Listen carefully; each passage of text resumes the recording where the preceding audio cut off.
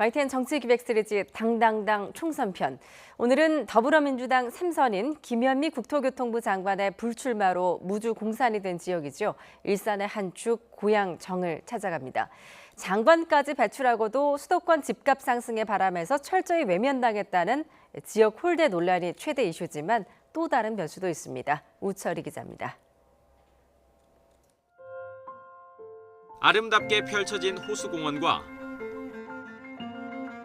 세계적 규모의 국제 전시장, 깔끔하게 정돈된 아파트 단지,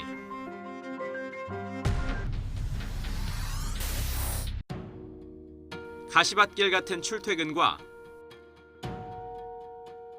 30년에 육박하는 세월의 흔적, 그리고 상대적으로 저평가된 집값. 일기 신도시 일산의 명함입니다. 일산 신도시에서도 가장 안쪽에 자리 잡은 이곳.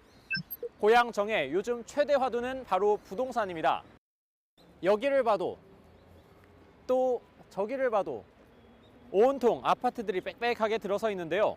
지난해 정부가 발표한 3기 신도시 조성계획 탓에 이 지역 집값은 물론 민심까지도 휘청이고 있는 겁니다.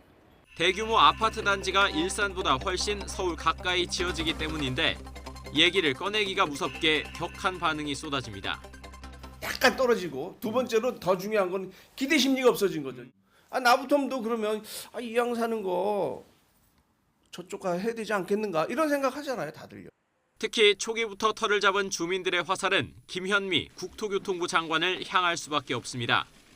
지난 두 번의 총선에서 내리 금배지를 달아주고 장관까지 됐지만 돌아온 건 배신감이라는 이유입니다. 상당히 밀어준 거 아닙니까? 그런데도 불구하고 일산 주민을 무시해버리고 상기니 뭐니 해가지고 발표하고 그러면 주민을 완전히 무시하는 조사죠. 그런데 한 지역구라고 해서 속내가 모두 같은 건 아닙니다.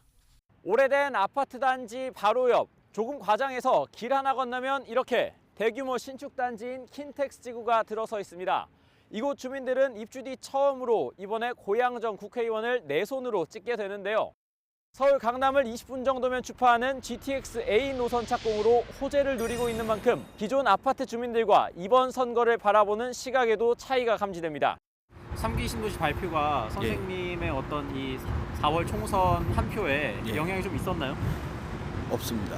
크게 있지는 않아요. 크게 되지 않았고 이 동네를 더 많이 좋게 만들어주는 분한테 아마 한 표를 행사할 것 같습니다.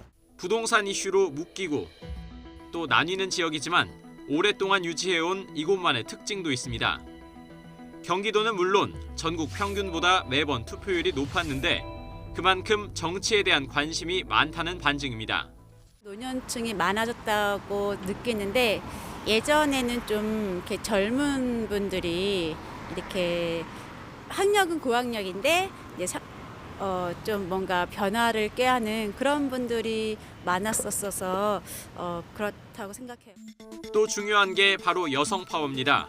지난 4번의 총선에서 모두 여성 의원이 당선됐고 당 대표나 장관을 지낼 정도로 여성 특혜에만 기댄 것도 아니었습니다. 젊은 직장인 부부도 많은 데다 이른바 맘카페와 지역 모임도 활발해서 여성 후보들의 강세를 뒷받침하는 측면이 있습니다.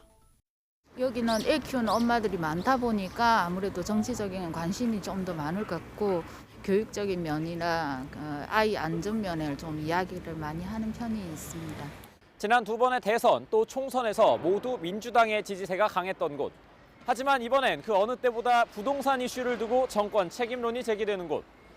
수도권 민심의 바로미터라는 이곳 고양정의 선택이 더 주목되는 이유입니다.